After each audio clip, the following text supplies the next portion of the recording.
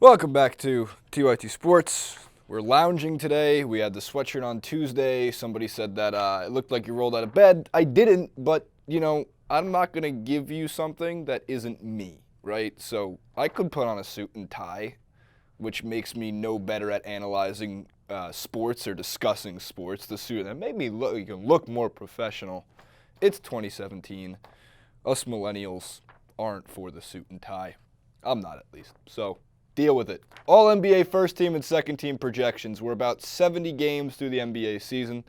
I don't think the remaining 12 to 14-ish games left on the schedule for each team will have any effect on who should or should not make the All-NBA first or second team. And what I mean by that is, for example, if Kyle Lowry, who I don't have on my first or second team, were to average 50, 20, and 20 through the next 10 games, I still wouldn't put him on the All-NBA first or second team. Has to do with more of the full season thing.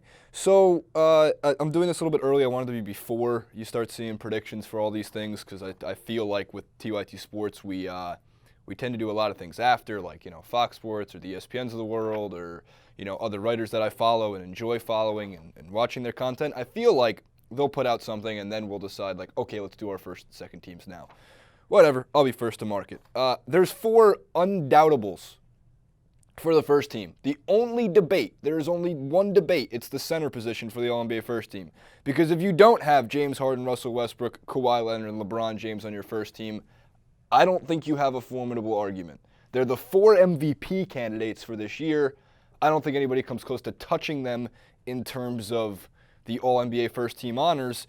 And, in an era where the All-Star game is starting to mean less and less, I think first, second, third team in terms of Hall of Fame future resumes and what we really hold to rank players against each other, the first, second, third team should mean infinitely more than the All-Star game. Maybe they already do, but they should. I have Rudy Gobert as my center, which will come under some scrutiny. There's debate. Marc Gasol is on my second team, which is the more interesting of these two lists. I have Gobert on the first team for a couple of reasons.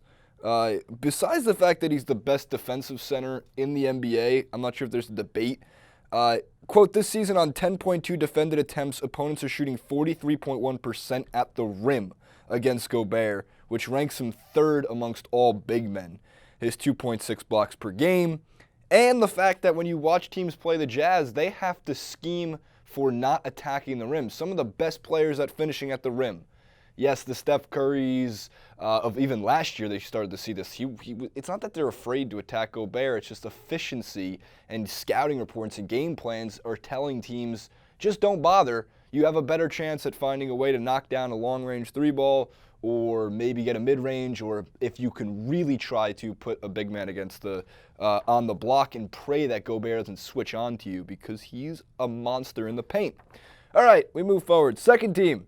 See, this is interesting. If anybody watches TYTSports, they know that Isaiah Thomas is going in my second team. But when it comes to picking up on the effort to really be able to maybe drop 30 points that are needed to compete against some of the better teams, Isaiah Thomas has proven every single month this year, November, December, January, February, as a premier scorer in the NBA and his way of attacking the rim. If he has to go against Rudy Gobert, he ain't getting anywhere, because Rudy Gobert, as we just mentioned before, third best in the league at that. My other guard is actually DeMar DeRozan.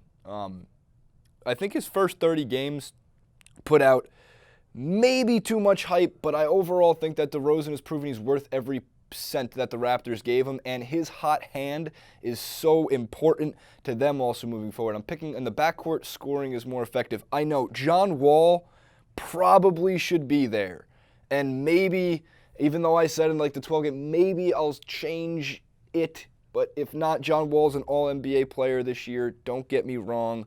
I know. I just think DeRozan deserves the credit that is due for what he's been able to attribute to the Raptors this season. While when DeRozan got colder, John Wall started to get warmer, and when John Wall got a little bit colder, DeRozan started to get warmer. And if you were to really stack them up against each other, we're talking about two guys who deserve these type of honors. Forwards, Giannis, and at one point in his career, I'm kind of expecting Antetokounmpo to be the All-NBA first team, just him. Guard, forward, center, all Giannis.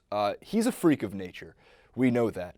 And we did the clip earlier this season, and I'm going to leave all my points that I would have made in this clip about Giannis being on the All-NBA second team. You can direct yourself over to that clip where Giannis is going to be a top 5 player in the league in like 2 years, and from that point until he's like 36, he could be a top 5 player in the league, a future MVP. He's got every tool necessary to be a complete nightmare on both ends of the floor, and there is zero actual tape on how to stop him.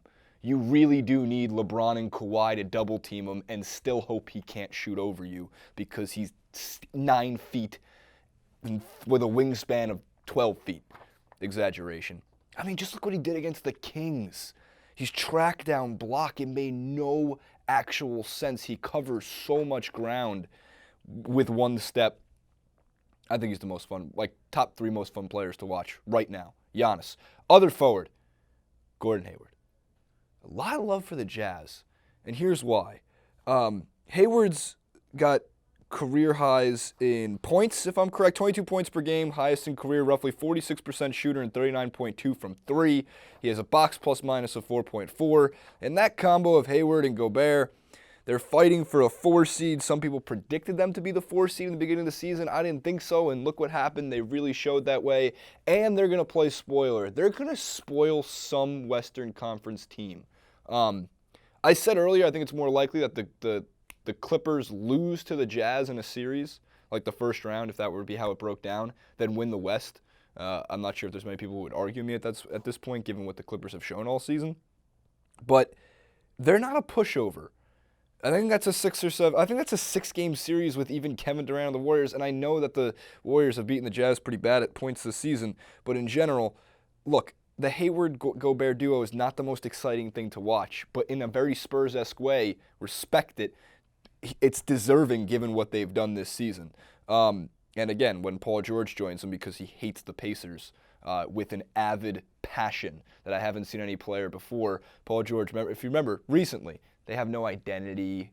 He's like, we don't play with toughness. You don't play with toughness because you don't want to be there. You said that, you believe it, and you're going to walk away in a year. Lastly, Marc Gasol.